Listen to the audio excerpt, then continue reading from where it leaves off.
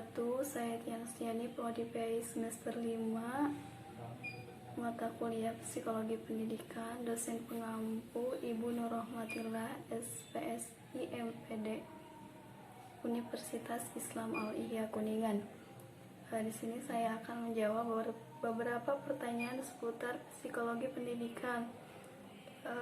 Untuk pertanyaan pertama mengenai apa itu definisi psikologi pendidikan. Definisi psikologi pendidikan.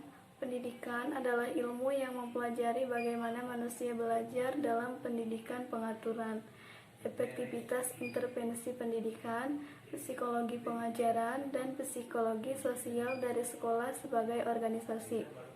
Yang kedua, manfaat mempelajari psikologi pendidikan. Psikologi pendidikan dapat membantu guru dalam menentukan strategi dan metode pembelajaran yang tepat dan sesuai, dan mampu mengaitkannya dengan karakteristik dan keunikan individu, jenis belajar dan gaya belajar, dan tingkat perkembangan yang sedang dialami peserta didik. Yang ketiga, ada ruang lingkup psikologi pendidikan. Pada dasarnya, ruang lingkup dari psikologi pendidikan yaitu mempelajari semua tingkah laku manusia yang terlibat dalam suatu proses pendidikan. Maka dalam psikologi pendidikan yang dibahas yaitu tingkah laku murid yang berkaitan dengan proses belajar dan juga tingkah laku proses pembelajaran.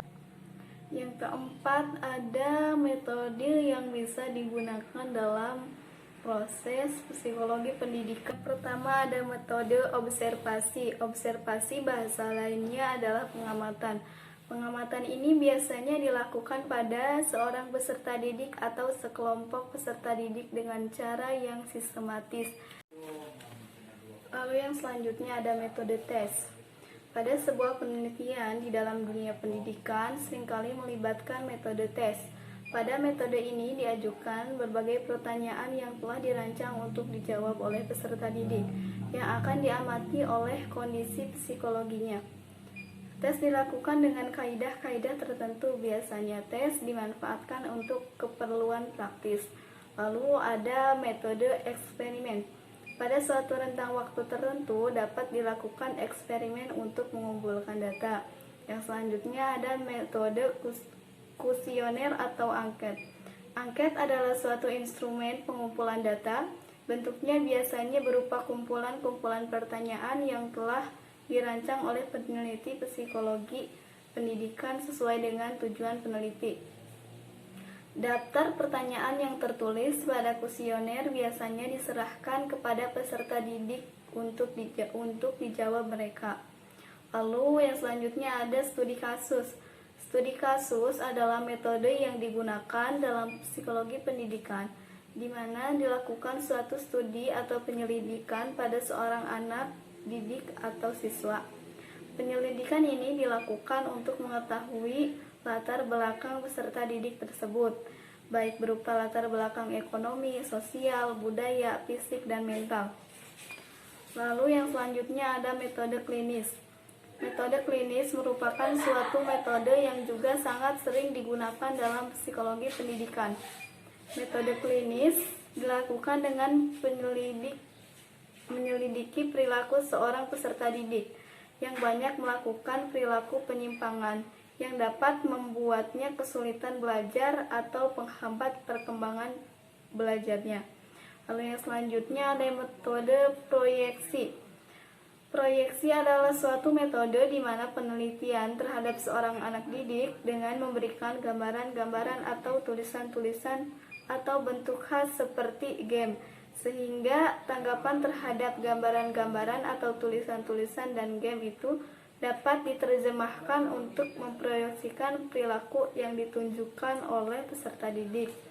Yang selanjutnya ada metode introspeksi.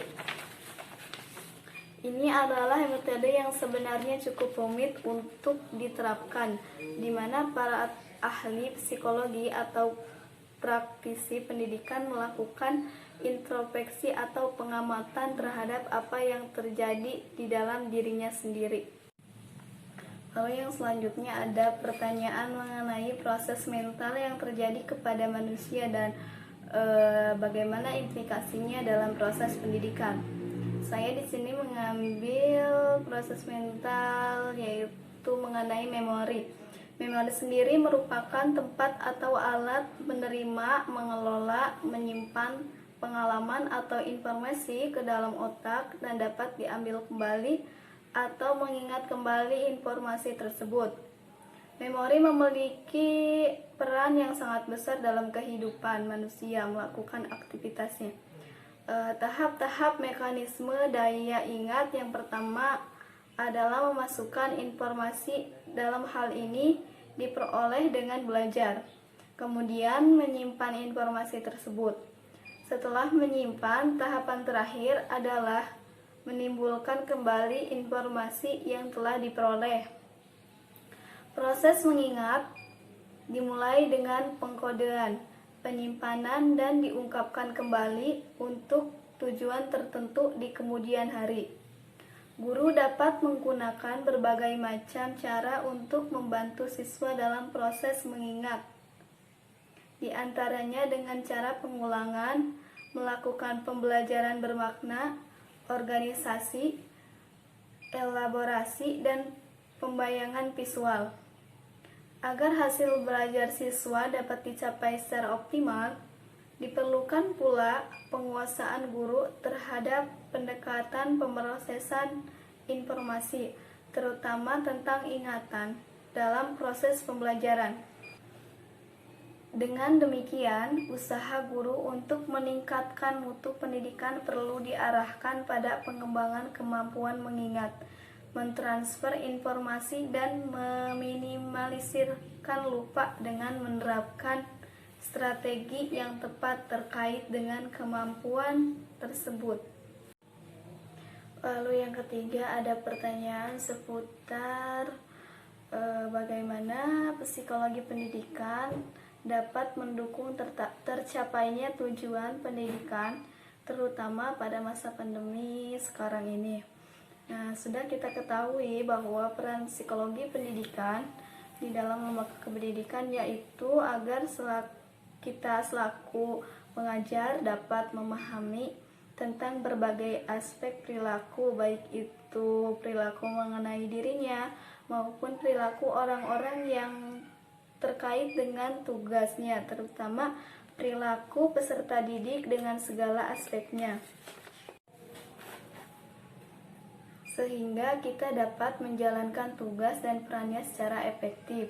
Dengan memahami karakteristik siswa, maka guru akan menjadi bijak dalam menyampaikan media pembelajaran. Apalagi sekarang pada masa pandemi, guru harus lebih mengerti mengenai berbagai kondisi yang terjadi pada siswanya. Jika terkadang ada siswa yang tidak bisa mengikuti pelajaran, mungkin karena di lingkungan rumahnya memang sinyalnya kurang baik. Pengertian para guru kepada siswa pada masa pandemi ini memang harus lebih ditingkatkan, karena memang kondisi pembelajaran jarak jauh memanglah sangat kurang efektif dilakukan.